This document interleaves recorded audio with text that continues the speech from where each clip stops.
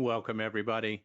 The webcast, which is a SMPTE 2020 technical conference preview, will begin right up at the top of the hour. We want to thank you for being with us today for a few minutes. We'll see you soon.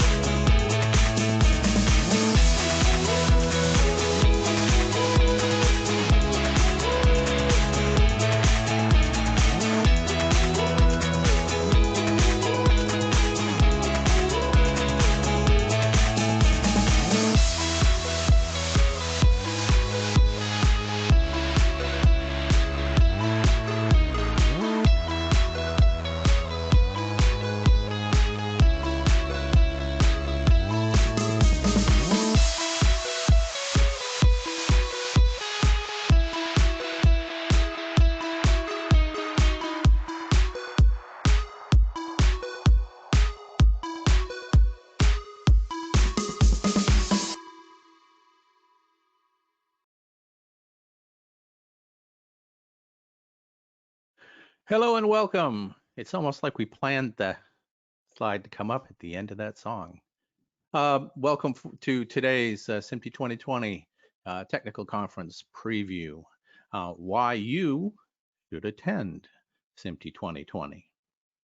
We're going to spend a few minutes going over the highlights to give you a flavor for what to expect. As you know, it is a virtual event, but I'll let the speakers today tell you all about it.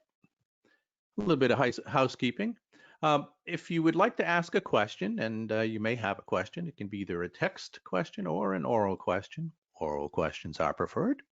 If it's a text question, just type it into the question box, and we will answer the questions in the order we receive them.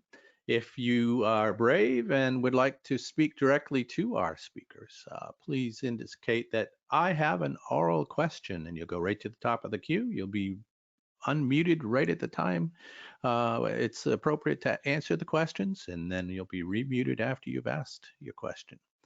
We did create a PDF of select slides of today's webcast, because you may want to have it to see what the venue is going to look like and the information that's in the presentation today. Also, we will be asking for some feedback in exchange for that PDF, just as we always do. You'll receive an email shortly after the webcast, and Once you've submitted the completed form, you'll be automatically redirected to the PDF. And now, this is very important. If you do participate in social media, please tweet, post, blog, whatever, about today's webcast so that people know that SMPTE does support industry education, and we want people to know about this particular webcast. Will be available on demand. It is being recorded. And SMPTE's handle is @SMPTEConnect, and the hashtag is SMPTEWebcast. And it's my pleasure at this point to introduce my teammate and colleague, Ms. Sally Ann D'Amato, Director of Events and Governance Liaison for SMPTE. Sally, the floor is yours. Thank you, Joel. And thank you, everybody who's joined us today. We're really excited to tell you what we've been up to and the changes coming and exciting things for our annual conference this year. So it is my pleasure to introduce our speakers today. Kylie Pena, currently at Netflix, works to manage programs and projects related to the convergence of creativity and technology across imaging and sound technologies. Kylie began her career with a focus on picture editing before shifting into workflow development and technical leadership for some of the most popular shows in recent history. Welcome, Kylie. Thank you. And I'm also pleased to introduce Chris Whitmire, a technology innovator with 20 years of experience in the sports and media industry. Chris is skilled in merging company vision with technology to harness efficiencies across the workforce. Best known for his work at NASCAR, Chris has designed a premier asset management workflow built around an open architecture, allowing NASCAR to ingest their entire media library dating all the way back to 1913. Chris, thank you for being with us as well. Thanks for having me. Chris and Kylie are our program chairs for the annual conference, and I'd love for them to introduce themselves to you. Hi, everybody. Like Sally said, my name is Kylie Pena. I'm at Netflix on the Creative Technologies team. I have been working closely with SMPTE for the last 5 years that I've been in Los Angeles. I'm originally from Indiana. I grew up a big AV nerd, the biggest AV nerd. And I knew that my future had something with video production and computers, so I went to school for both, got degrees in both, and it just makes sense that eventually I would end up in SMPTE. And when you volunteer with SMPTE, if you keep coming back, they keep giving you more stuff to do. So now here I am with Chris chairing the annual conference. How about you, Chris? Yeah, so I've been in the industry for about 20 years. I too started in AV in high school. Got hired out of high school basically to go work for NFL Films, spent 6 years there, working on asset management and Avid ISIS at the time and Unity, and moved on to NASCAR and spent the last 13 years there. And more recently have moved on to consulting for the industry as a whole. I've been a member of SMPTE for 3 years, I believe, and I think we're going to talk about more about how we got involved. But yeah, this year I'll be chairing with Kylie, and hopefully it's going to be a great show for you guys. Great, thank you. Chris and Kylie, I'd like to start off the questions asking if you guys would let us know a little bit about your experiences that you've had as both an attendee at first and then moving on to become part of the program committee for the annual conference. Sure, I'll go first if that's fine with you, Chris. Yeah, go for it. I knew about SMPTE before I came to LA, but I'm a millennial. I graduated in the recession, so I was a little distracted trying to survive for a while. But then things kind of like leveled out, so I was able to really put a lot more time into career growth, and thankfully I did that. When I came to LA, I went to my first technical conference, and being coming from a lot of picture editing background and things like that, I didn't have a full grasp of the upcoming HDR technology or know as much about display technology or color science. So I decided to do exposure therapy. I went to my first annual conference in Hollywood, and I went to anything that seemed interesting and just made notes about all the stuff I didn't know and tried to follow up.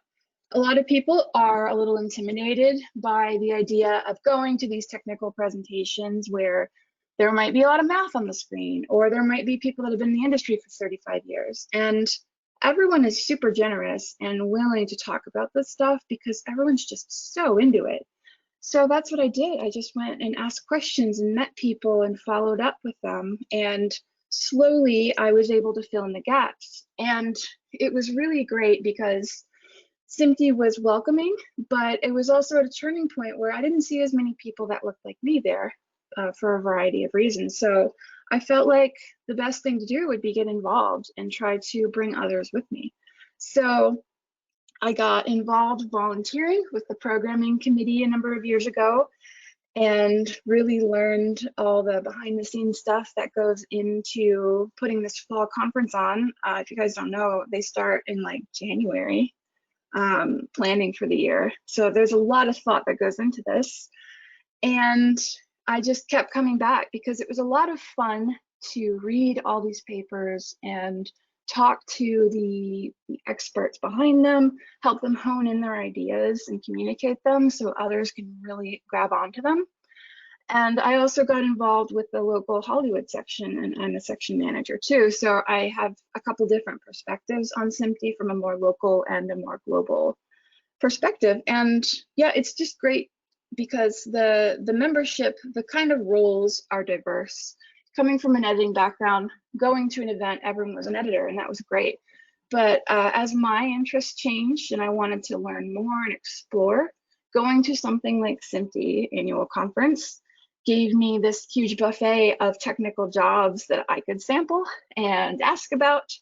And I could really dive into these technical papers that I knew were peer reviewed and know that I was getting a pretty good idea of what was coming next. Chris? I love the definition technical buffet regarding SMPTE. We have to use that as a new tagline. So I started with SMPTE. I've known about it for many years.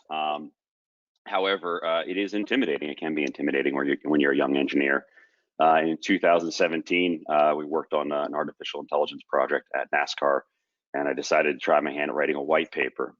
It's hard. It turns out it's much harder than you would expect. A year and a half later, I finally completed it and submitted it to the 2018 conference, I believe it was, along with another one, because why do one when you can do two? So I submitted two papers. I completed them at possibly the last moment. It did not make many people very happy with me, and so it helped to dial me in as a person to deliver on time. Presented both of these pieces. One was accepted to the journal, and from there I was asked to join the program committee the next year with Kylie, and so helping to select these papers, but also learning the ropes and the guidance that our leaders within SMPTE would teach us. You know, how do you look for these papers? How do you grade papers, etc. So they ushered us through, and in that process, of course, I made a lot of new friends to help me with my career and to expand what I was looking at in general. The following year, Kylie and I became technical chairs, so we're in charge of the conference this year, and so we're actually bringing in new and different people. There's a lot of familiar faces in SMPTE, but this year you're going to see a lot of other faces that you haven't seen before, not only on stage but behind stage, who helped pick out these papers. I've also moved into board of editors, which I believe, Kylie, you're also on, education director. Oh, yeah. So yeah, board of editors. So you're going to see us popping up all over the place because we're doing a lot with SMPTE, and it's tough sometimes, but it's really a growing experience, and there's a lot of great people to help you along the way. I think it's great that both of us have also spoken at the conference, so we also have that dimension. We've participated as session chairs. We have been on the side where we have to provide papers that work, and we also understand how important it is to have a really solid paper because you're contributing to the collective knowledge of the industry. And it gets memorialized in the motion imaging journal if it's top notch, which is really awesome. There aren't a lot of journals where people like us get published. And that was like low-key one of my goals. So being able to achieve that was really amazing. So anybody who is possibly interested in contributing to that, keep an eye out for the call for papers next year, and you might get to work with us. But don't forget, there's always a rolling call for papers, so you could submit anytime. Oh yeah, that too. Yeah. board of editors. Sorry, Sally. That's okay. You guys, one thing that I heard you both kind of touch on is coming to your first conference, there's kind of that feeling of being a little intimidated. And especially if you're not seeing, a lot of people who are at your level when you first come to the conference, or your age when you first come to the conference. Seeing a lot of people who are very, I guess, senior in their positions can be super intimidating. Did you find that because the other thing I heard you say is, that people were, just excited to talk about all this stuff. So you had a wealth of information and could just bounce ideas off of people and ask all the questions you wanted. So did you find that even though it may have seemed intimidating at the time, that the SMPTE community was kind of open to embracing you and kind of passing along that knowledge? And also, one other follow-up question, you had mentioned, Kylie, about being able to ask the experts all these kinds of questions. And that's one thing that we're bringing to the table this year at the annual conference, is an Ask the Experts mechanism, where we'll have our speakers, subject matter experts available for meeting times, where people can book, say, a 15-minute meeting with them and ask all the questions that they have on a particular subject, on the speaker's presentation. Do you feel like that would have been valuable to you? Yeah, having a place where you can go that isn't just the Q&A would have been pretty amazing my first year. The questions that tend to come up after a paper are sometimes pretty high level or in-depth as well, because there are a bunch of experts in the room. And sometimes you want to kind of go back to the start and create a bigger foundation. So I think we'll talk a bit more about the concept sessions that we'll have to help introduce people that are less experienced in some areas to different technical concepts. But I think it's great to have a place where the experts can be accessed and they know they're just going to get a plethora of all kinds of questions. And yeah, going to SMPTE, going to anything new is always going to be intimidating, especially if you're an introvert like me. It's human nature to kind of want to be in your bubble and to be around people that you already know and not really break out of your comfort zone. So when you go to a place like this, naturally people that know each other are going to gravitate toward each other. And I found that people are willing and ready to strike up conversations. If you go up to a vendor or a speaker after they speak, they were ready and willing to engage with you or pass a business card. And often when you get into a certain point in your career, the problems that you need to solve can't be Googled. So you need those experts that you can call and say, what do I do now? And hopefully you can become that person for someone else too. Yeah, when I first attended, I'm an extrovert, so I enjoy that type of thing. But it was kind of scary. There are some propeller heads in SMPTE. I hope that's a technical term we can call them. And they're super smart, and it turns out they're also super approachable. And so I remember being in one of the conference areas, and I turned, and there were my friends from Turner, and I had no idea they were SMPTE members. And so there were people that are there that you were going to recognize from across the industry, and there are people there you're going to have heard their names and say, "Wow, that person really is a SMPTE member." And then you can talk to them. There are stories about late night dinners with executives I've always wanted to meet, and they were there, accessible, and we had dinner, and so really a great place to meet people. And I hope we can still do that, and I think we can still do that virtually now, based on how we're setting up this new conference. Absolutely. So speaking of setting up our new conference, would you like to go into some of the new and exciting things that you've been working to bring to the global SMPTE community in this year's program? Sure. Do we have a slide for this? We have a schedule at a glance slide to just, oops, tricky mouse. Oh boy, now all of my secrets are revealed. All of it. Yeah, this is no. Everything, just close your eyes. No, you don't have to stay to the end. This is just a schedule at a glance, kind of highlights some of the things that'll be happening each day, some of the session types you're used to seeing, and then some new things that you guys are bringing to the table this year. But I'd love for you to elaborate on that. Sure. I'll start off with the Monday, as we call it, November 10th. I don't know if it's actually a Monday. This year we're bringing about. Actually a Tuesday. it's a Tuesday. Look at that. Okay, I learned something new every day. So we're going to, of course, have all the great sessions, and Kylie will talk about the typical white papers you're used to seeing and some new ones out there. But the Tuesday session, we're going to bring about some project management. One of the things I find lacking within our engineering community is there's a lot of brilliant people out there, but they don't always deliver on time. They don't always document their work terribly well. And so trying to bring in additional skill sets, and SMPTE's helping us to do that. So we're going to bring in an Agile certified trainer. So he's from the Scrum Alliance, and we'll be doing 2 to 4 hours, which is actually a pretty good chunk of time focused on how to be better project managers, how to be better risk managers, understanding what's going on. And so it will bring you into either a Scrum Master position, a product owner, or if you're really into getting a big education, it's the starting foundations to the PMI ACP Agile Certification Program. So that's going to be new for this year. Kylie, what do we have for the white papers coming up? I'm really excited about that project management thing, by the way. Aren't you a PMI? So into that. I'm working on my PMP right now. Okay. All right. I just got my Lean Six Sigma yellow belt, so I can do Kung Fu now. I think one of the things that's really important is about what's not changing in a way, which is we are going to have over 30 technical papers that go through the same academic rigor and peer-reviewed rigor as any other year.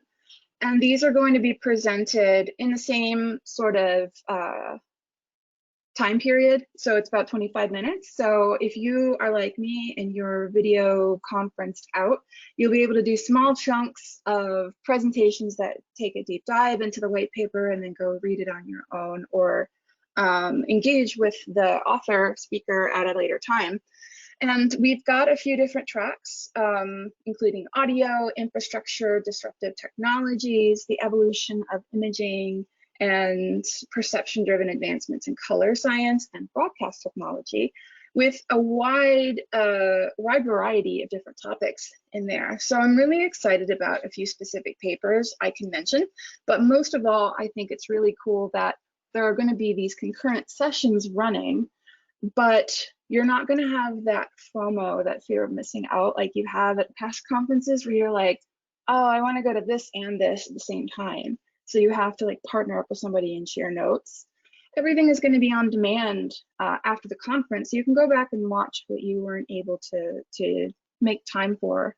And we'll also have some considerations in mind for our friends in APAC or in Europe that it's too early or too late, so they can go back into those things as well. I think the conference really benefits from this virtual environment because there are all these focused topics, but we're also going to bring in keynotes, mini keynotes, roundtables that you might not have had the ability to go to before, and really the ability to access people in a way that might have been more cut off just by nature of the geography of the hotel. Like everybody's scattered around getting coffee, and instead they're going to be in a more central place. So maybe you'll run into people a little easier and be able to follow up with them.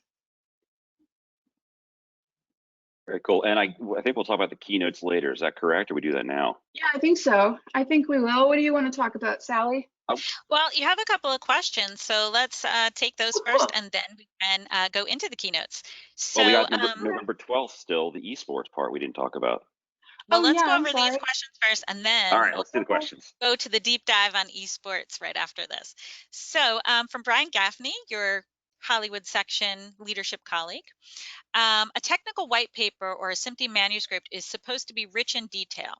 A presentation about this detail at the conference may be boring if just the technical details are referenced. How inspired are the speakers to present an engaging presentation versus just a deep dive into the details presentation? Good question. You want to jump into that, Chris? Looked like you had a thought. I have many thoughts. They are boring. Now, the difference is, look, unless you're a propeller head, sometimes they're boring. We're going to ask these people to take this brilliant white paper they've written up to 12 pages. I think we saw one that was 26 pages, really in depth. And you've got people like Kylie and myself who are going to help you build that presentation and work through it so that we know what is exciting for other people. We've been on the stage. We've been lauded for our creativity and how good we are, we've also had people walk out of our presentations, so we know what it's like. And so you're going to work with a lot of experts behind the scenes to help build these papers out. We, as Kylie noted, we started on this project in January. Honestly, I think it even started before then, because probably about November of last year, we started planning what it would look like. January, we selected the people who are coming in.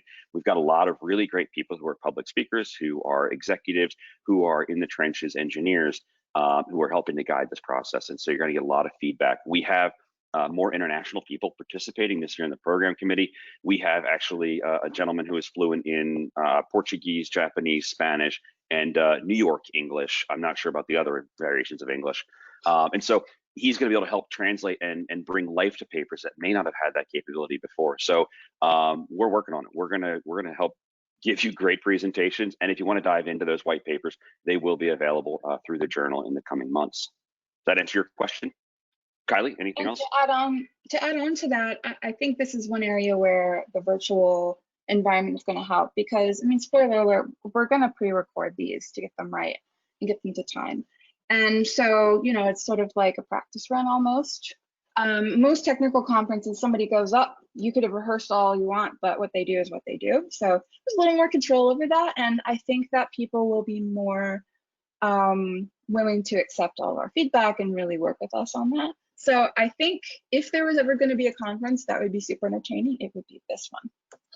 All right. Well, that, and we're the host of the whole conference, and thus far, we've turned it sideways.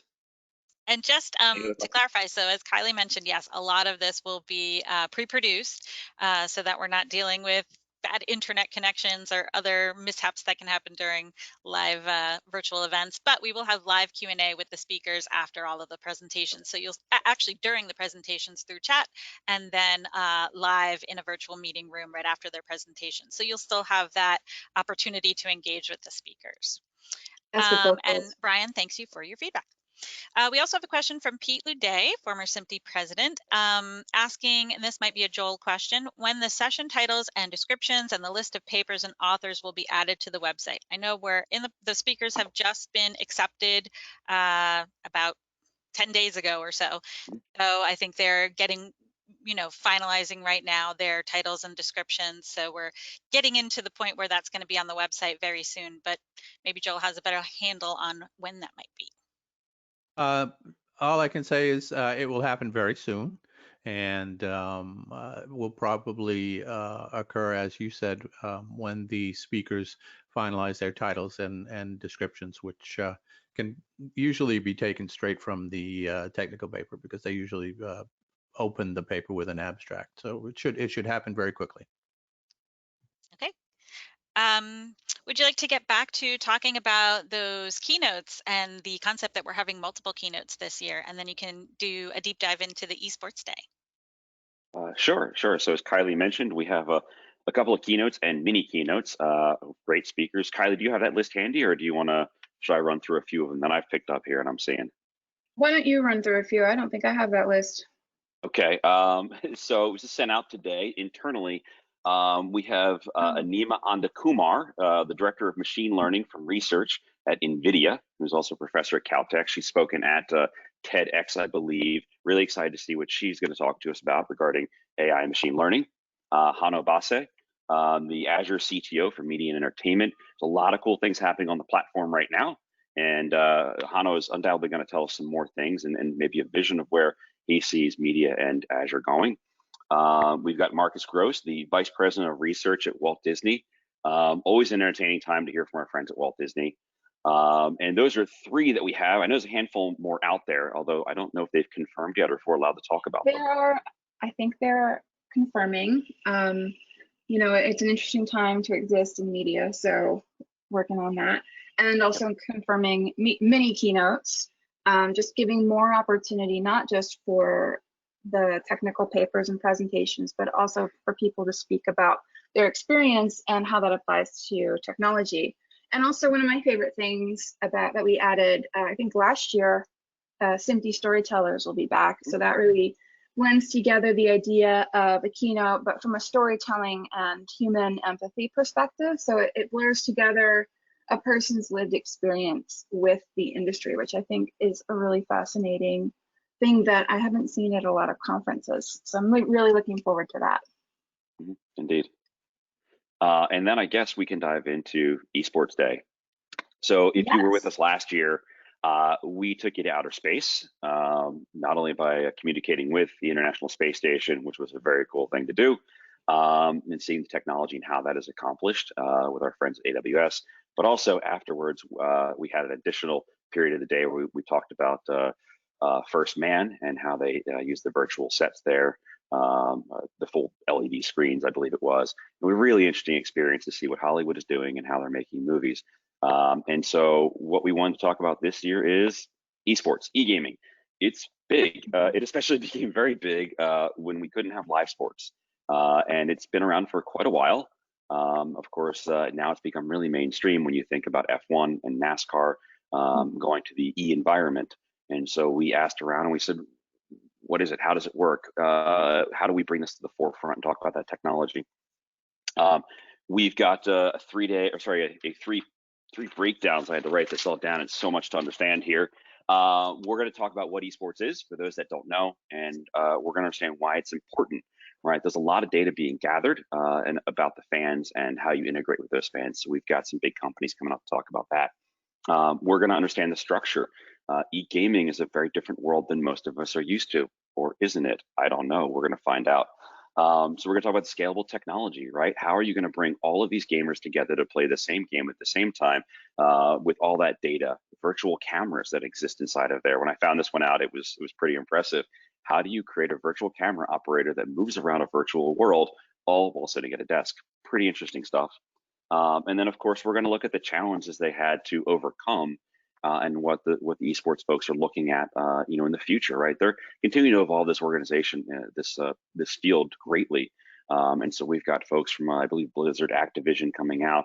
We've got sports media technology, which is merging the red line football, right? If you're familiar with the NFL or NASCAR, they're taking live data and they're making games out of it in a way. And so we've got a lot of people. I don't know if I can confirm all of them, but those are just a few. And so hopefully this is really going to help you understand e-gaming. And I think at the end of that, we have a big surprise, because SMPTE always likes to surprise you at the end of the day with something. So tune in and you'll find out what that's going to be after we talk about e-gaming. It's going to be hard to top going to space, but we'll see what we're able to do. I'm really looking forward to a different world. Oh yeah, I'm looking forward to the esports program, because in years past, I know esports has been slowly growing and it's become huge business and just amazing with so many new problems to solve, but it has been dismissed by a lot of people as just sort of this other thing that's going on with gaming, and it's just those gamers and they've got teams and they compete. But as we all saw, the whole world can change in an instant, and then suddenly Formula One is racing on esports and continuing to make money for people and keeping people employed. So it really shows that you need to be plugged into all this stuff, because you don't always know where things are going to go. And also, it's a lot of fun. It's just really interesting to see what's new and what tomorrow might look like. And on top of that, each day we're going to have, like I mentioned earlier, core concepts. We're going to pick out what we think is important for people to know that might be newer to the industry, or shifting careers, or just in one part of the industry and not knowing as much about something else. So that'll be an opportunity for you to get a little bit of foundational knowledge from experts, so that when you go into the more deep dive technical sessions, you have something to work off of. And those will be available on demand afterwards as well, so you can go back and really solidify your knowledge and take a big step forward. Great. I want to ask a question about this whole move to a virtual or remote conference experience. So when you guys signed on to be the program chairs, and when you first started working as program chairs and selecting your committee and opening the call for papers, this was going to be a conference in November in Los Angeles. And then we made the decision to move it to a virtual event. how did that change your process, if at all? And what are you most excited about being able to do that you might not have been able to bring to people in downtown Los Angeles that you can do in our virtual world? Yeah, it's been really interesting because in March, when the world went home and started working from home, we weren't sure what was going to happen, and then by May, June, it was pretty clear that the responsible thing to do would be not to have an in-person conference. So all that time, I think we were kind of unlearning what a conference is supposed to be, and understanding that we have a level of flexibility available to us that is kind of unprecedented for a conference, while also applying lessons learned from our experiences with other online events from the COVID time and before, just really understanding what is different about being online, being in your own home, having kids or other people to care about, versus being able to go to a place and just be immersed for a day. So we've been thinking a lot about how those things are different and trying to embrace that flexibility and give space for people to take their time through these things. And I think a conference like this really benefits from a virtual environment because you get the narrow focus topics. And yeah, you won't be in the same room with somebody, but you still will be able to interact with them. And it might even be a more productive interaction because you're in the same virtual space. You're not just occupying a space in the room, you're opting into a space where you're going to talk, and you're in this Zoom or whatever, and you're there for that. And also for those of us in LA, no traffic to deal with, no metro, no getting to downtown LA, no paying for parking, no freezing cold conference rooms. So those are all very good things. Wow, you really like LA, don't you? I love LA. I just I just hate the traffic. I have some criticism, but I love it. So, one of the really cool things we can do is for those that don't live in LA and we enjoy going there where it's warm, is now since we've taken it online, going to LA is expensive, right? You've got to convince your company to pay for that travel, to pay for the luxurious hotel rooms there at the Westin or wherever it was, the Bonaventure, that was what it's called. And so this year it's in the comfort of your own home. I don't know if we're announcing pricing right now, but there's multiple pricing tiers, and it is well within the means, yes. and hopefully pricing the means is up on the website. It is public. There you go. Feel free to. There you go. So it is significantly less money. You don't have to travel. You can tune in whenever you want, and I think we're doing a really good job of trying to make sure that our friends over in APAC region are able to watch, and we're actually coordinating to help get them different content to replay it at times that would be best for them, and including the speakers that are going to answer the questions, and also Europe. So if you think about it, we're able to give you a better experience in some ways by being remote for less money. So I was a big advocate to keep it at the hotel, only because I appreciate late night scooter rides and sushi, but that's not allowed to happen anymore. So I'm excited about what we're doing and taking it online, and I think it's going to go really well. You can have sushi delivered while you're attending virtually. That's fancy. Yeah. I think I'm really excited about what this will mean for the future of this conference and others, because this is, I think, the most accessible this conference has ever been. It's in a range that is affordable, and there are options for people that have had difficulties this year. There are also options for people that haven't had difficulties and want to help the community, because that's really what SMPTE is about developing a technical community.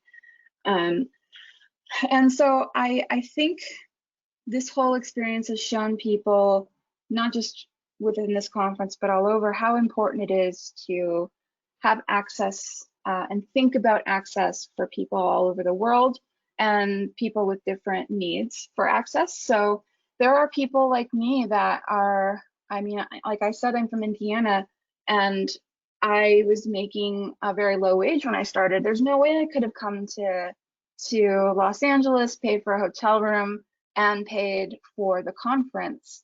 So being able to access it from home and also have a lot of those value adds for meeting people is huge for creating an access point for people that might not have had it before.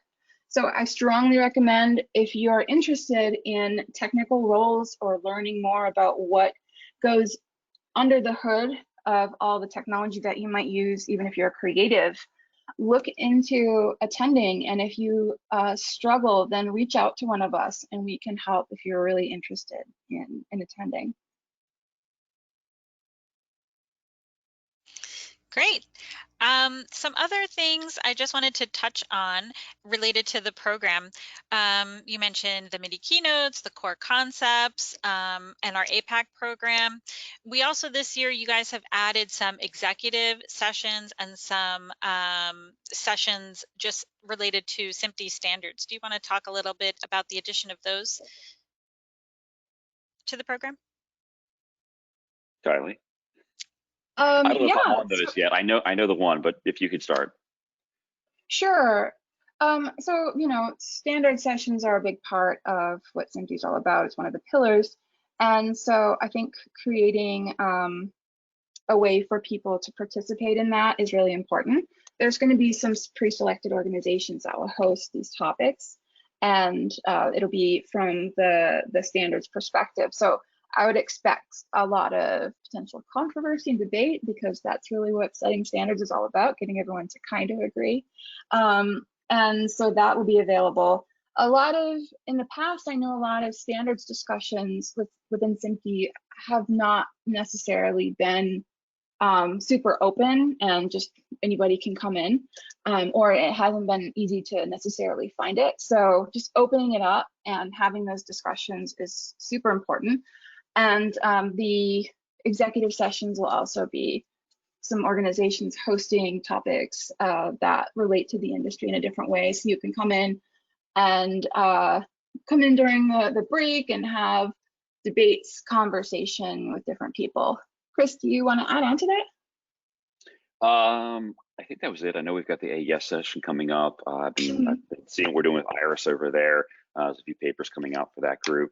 And of course, the standard sessions. I've been spending a bit more time in esports and not in the standards. So yeah, I'm a little less versed in that area. Okay, awesome.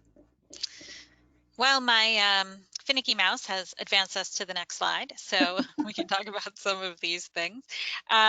This is a sneak peek of our conference lobby that you will enter when you arrive at the SMPTE 2020 event. We're very excited about the look and feel of this event. We've been, really working hard on it, so we are excited to bring it to you. I just wanted to talk about a couple of things that Chris and Kylie touched on that we're incorporating this year to kind of make this event accessible to our global community. So our global community of SMPTE members and also just industry members around the world. When putting the program together, we thought really hard about timing and have tried to make the timing of the program, which is available on the homepage 2020.smpt.org, accessible to people in different time zones. So we're not simply taking the downtown LA conference and hosting it online at the same time it would be if you were there in person. We really tried to appeal to a more global audience. And then, as Chris mentioned, we do have for our colleagues in the Asia Pacific region, because unfortunately, unless we can bend time, we can't find a time zone that's going to work for everybody literally around the world. So each of the first 2 days, we do have a supplemental program that is going to be taking place in a timing that is more appropriate for Asia Pacific to be able to join. So they will have an hour of roundtable discussions followed by some presentations that have taken place throughout the conference that the speakers will be doing live Q&A at that time as well. And then there may be some other content that's specifically for that region to come. So the other thing is your conference your way. As Kylie mentioned, you don't have to miss a thing at this conference. There will be 5 simultaneous sessions going at any one time, and those could be technical sessions, they might be the mini keynotes, they might be a social event, or one of the standards or executive sessions, or the project management training. It's all occurring at the same time. But you have, as an attendee, you have access to all of those sessions live, and then they will also be on demand. And in addition, there is an on-demand library that will be available with content that's only on demand that you can see at any time. And that content will be open to everybody who is a registrant, even if they're just buying the Exhibits Plus package to come and see the vendors. They'll still have access to an on-demand content library so that they can, you know, take away some education, more education from the event. You'll also have 24/7 access to industry resources. Our exhibits will be open or available to you 24 hours a day. You will be able to go in, you know, learn more information, schedule a meeting, request information be sent to you, and then there will also be specified hours where the exhibitors will be on hand to answer your questions or chat with you live via a chat or a virtual meeting room where they can do a live demo or have a private meeting with you. There are more ways to connect, as Kylie mentioned. They might even be, you know, more lasting ways of connection. Our goal is to have this the connections that are made at this event last beyond November 12th. We don't want November 12th to come and everybody goes their separate ways. We want to really facilitate some, not only network, but just conversation and community. So attendees will be able to communicate with one another through the platform, schedule meetings with each other. We'll have some social events that are just for fun, for people to get to know each other. There are going to be roundtables each day where you'll be able to just engage in peer discussion. And you'll also be able to ask the experts, as I mentioned. We'll have some subject matter experts that you can schedule some time with to you know, have all of your questions answered. Another thing that was mentioned is the affordable pricing. So that's up on our website. We have a number of new discounted rates this year. There is a rate for specifically for educators. We also have rates for attendees attending from developing nations. And we have a hardship rate for anybody who is unemployed or is negatively financially impacted by you know, the state of the industry right now or for any other reason. And students, of course, are always deeply discounted, if not free. And this is made possible in part by a pay it forward option so that those who can pay more can help support those who can't. So a portion of that registration fee goes to support the lower rates for the educators, students, anybody experiencing hardship or from a developing nation. And actually, since registration opened, we've seen an overwhelming number of people register at that pay it forward package, which is just, I think, just, you know, really heartening to see that this is a group, this is a community, SMPTE is a tribe and wants to give back and help other people in the industry. So I think that's just been amazing to see right out of the gate. All right, so we have some more questions for you guys. Right. How long after the conference ends will the content be available? Very good question. Thanks for asking. So attendees will have access to all of the content for 30 days on the platform after the conference. And then following that, you know, videos will be available on the SMPTE YouTube channel. Conference papers go into the digital library, but you'll have full access to be able to download your materials or watch any of the presentations for 30 days after the event. Okay. All right. Chris and Kylie, do you have any additional thoughts you want to share with our group? Let's see. Chris, did you have any papers that you wanted to call out specifically? A little preview of. I did. Let me go find those really quick. I thought in the broadcast, Okay. the virtual tour of Flanders, Willem Vermoost is going to talk about our friends over in Belgium and what they're doing. Obviously, a lot of things have changed in the industry. And so we've got at least 2 papers discussing a little pre-COVID to COVID itself and how people are reorganizing their workflows. We got a really interesting one, UHD and HD simultaneous workflows from the CBC, and that was from Pierre. I thought that was pretty interesting. We've got another one in infrastructure and OTT. next gen OTT distribution architecture with multicast, AVR, and HTTP3. Sounded really interesting. I actually read that paper. It's very good. By the way, that is one thing you should consider. If you're going to join the program committee next year, contact one of us. We'll certainly consider chatting with you and inviting you along. But you get to read these papers before everybody else. And so you can sort of help direct everything. It's definitely neat. I've learned a lot of new things over the last couple of months, and I'm excited for the rest of the industry to see this. But Kylie, what papers were interesting to you? Yeah, a couple that I pulled out. There was Deep Deinterlacing. The primary author was Sally Hattori from Walt Disney Studios. As a fan of 90s television, Deep Deinterlacing is very important to me. And it's been something that we haven't been able to get quite right, and their proposal is super interesting. How to Engineer Ethics into AI, Combating Bias in Facial Recognition, Reza Razul from Real Networks. I think that's something people don't think about as we rely more on facial recognition in things like offline workflows or archival or anything, making sure that our inputs are inclusive and diverse. The Color Compass, Color Navigation System in a Dynamic Deliverable World. That's Aurora Gordon, who is with Arsenal Effects. She is a colorist and an amazing speaker, and can bridge the gap between user and technical user, the creativity and the technical really well. So I'm looking forward to what she has to say there. And Achieving Cinematic Motion with HDR, Jacqueline Pillards from Dolby. She is also always a great speaker, and cinematic motion in HDR is a continued challenge. So having another perspective on that as well. And finally, my friend Brian Gaffney here in LA with PIX Codex high density encoding for ARRI raw files, going through and really breaking apart what HDE for ARRI raw means, and showing the open standard and how it works.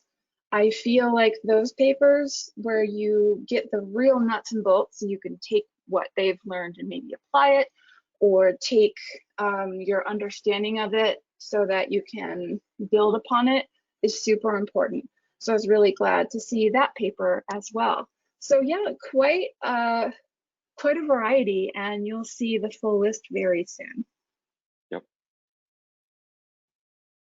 Well, Great. Is that we it? have a couple. Yeah. We have a couple more questions that have come into the chat.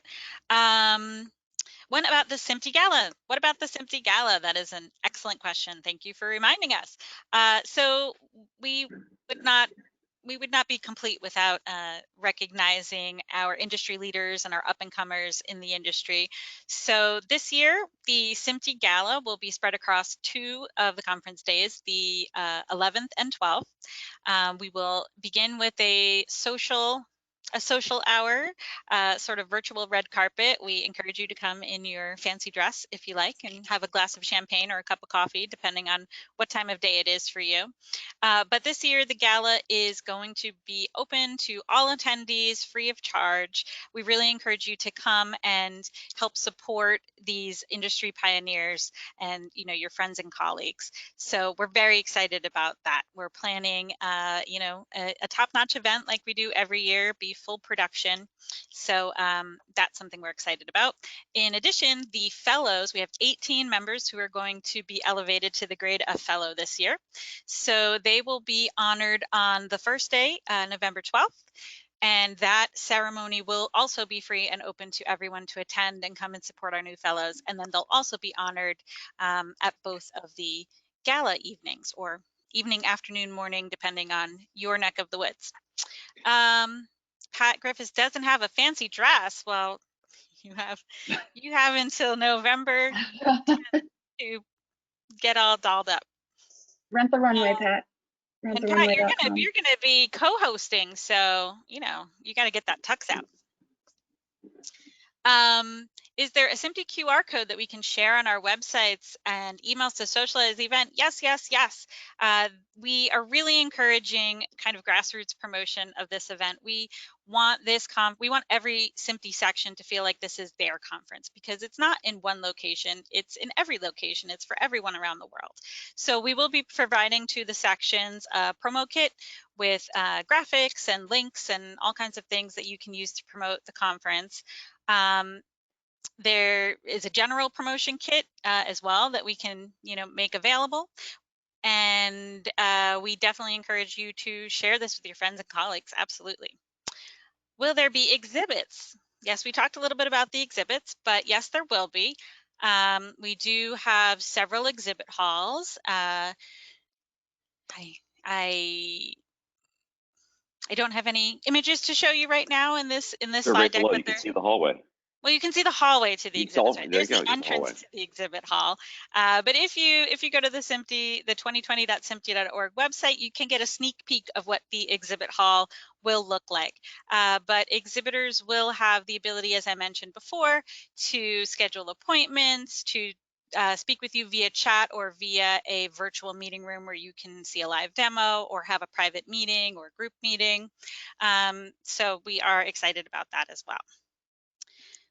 Should attendees plan to be on video during the event, or will I have an avatar? So you can plan to be on video for portions of the event. As we mentioned, a lot of it will be simu-live. So during the presentations, it would only really be the Q&A that you'd maybe be on camera, but absolutely for the social events, for the roundtable discussions, anytime you're interacting with the other attendees, you will 100% be yourself. All right. Any final questions, send them in.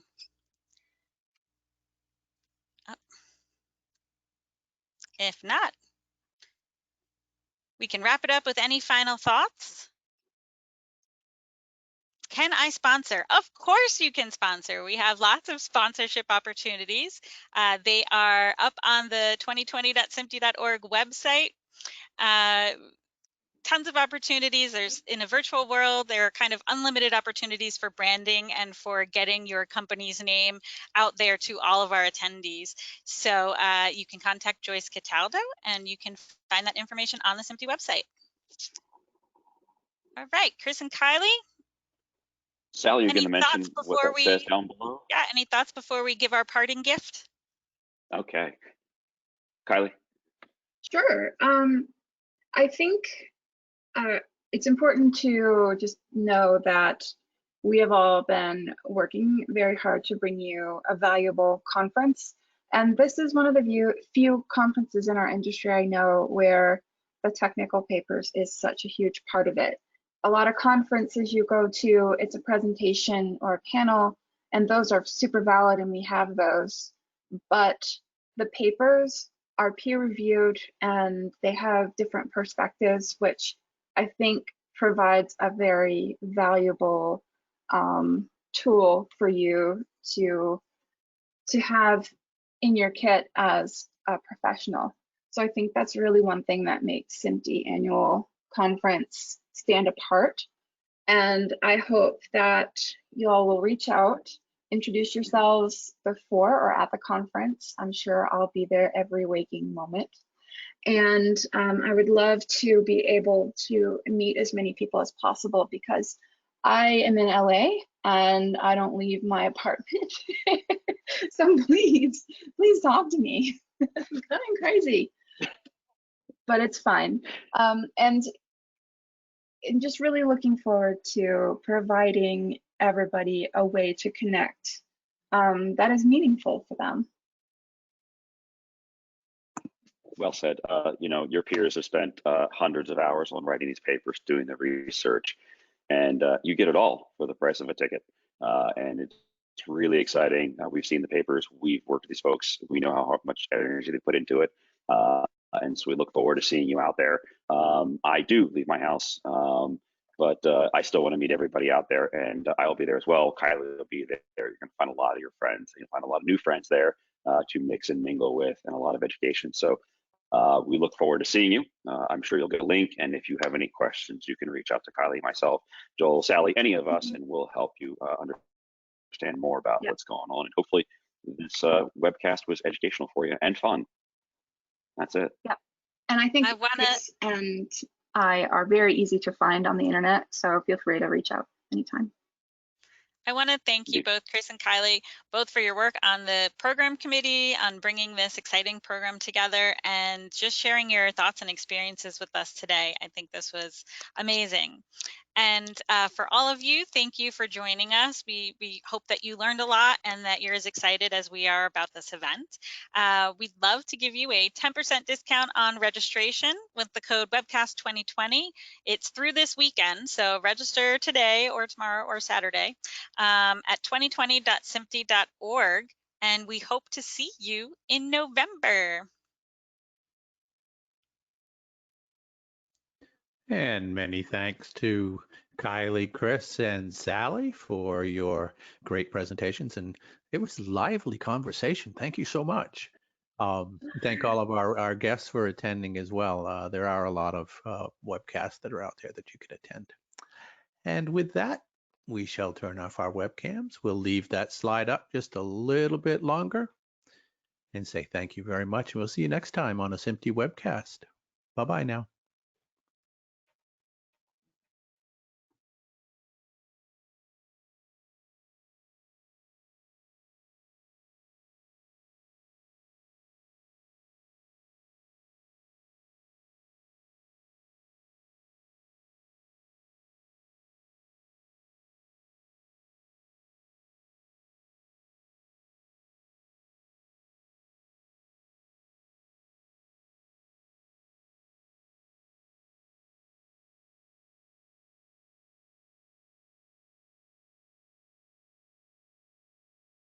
Thank you all for being with us and for the questions that you presented. Just wanted to let you know that this meeting room will be closing momentarily. Thank you for sharing some time with us.